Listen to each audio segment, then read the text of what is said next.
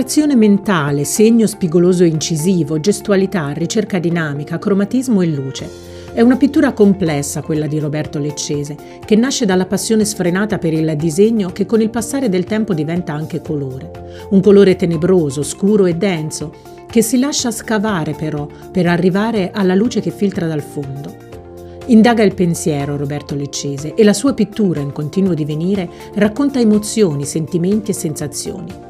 L'artista rifiuta la figurazione, pur rimanendo legato all'idea di realtà. Dal paesaggio all'astrazione di esso, che conserva però il realismo di un luogo. Quelli che Roberto Leccese dipinge sono paludi, canneti, specchi d'acqua stagnante, che raccontano un paesaggio non visivo, ma inconscio. Ogni segno, ogni graffio che solca il colore sulla tela è l'espressione di un pensiero intimo che riaffiora. Il contatto con la natura viene superato dall'artista e diventa percezione della realtà, diventa sentire, ricordo che lascia intravedere la luce dell'anima. L'essenzialità caratterizza ogni immagine, come spogliata di ciò che è visibile e superfluo, per andare a cercare l'invisibile, il sentimento che lega l'artista a quel determinato soggetto.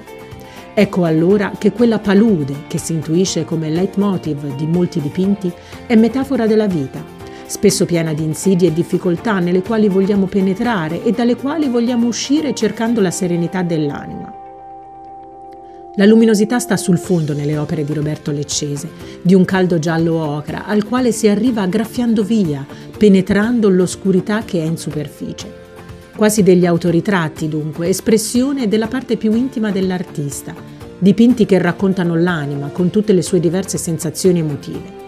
La timida riservatezza di Roberto Leccese sembra volersi aprire in immagini silenziose che racchiudono nella forza della materia pittorica l'impeto del sentimento e l'istinto della passione.